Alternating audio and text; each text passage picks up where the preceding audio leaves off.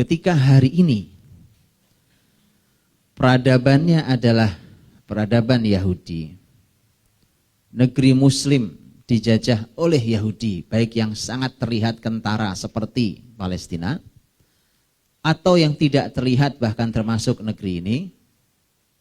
Dan Dr. Abdul Halim Uwais dalam tulisan beliau tentang dirasat di Suqut Thalathin Daulah Islamiyah, kajian terhadap keruntuhan 30 negara Islam dalam sejarahnya dari mulai zaman Bani Umayyah, beliau mengatakan di akhir perjalanan muslimin punya kekuasaan di muka bumi zaman Turki Utsmani, beliau mengatakan dan akhirnya peradaban Islam ditutup oleh Yahudi.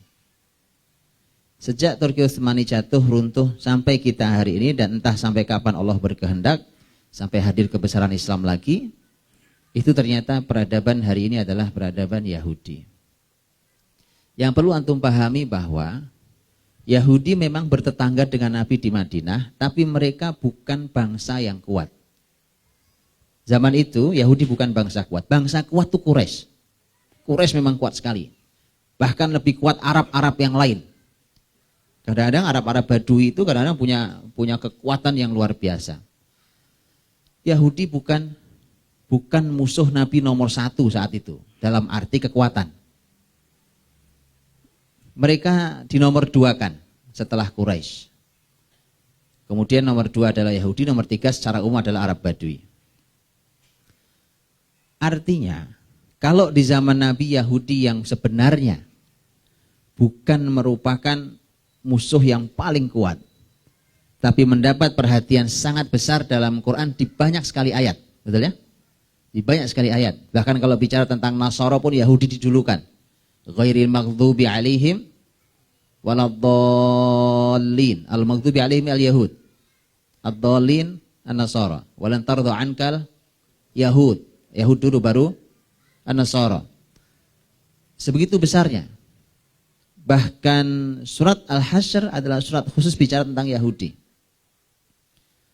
Maka itu menunjukkan bahwa Al-Quran memang tidak hanya bicara tentang zaman Nabi SAW.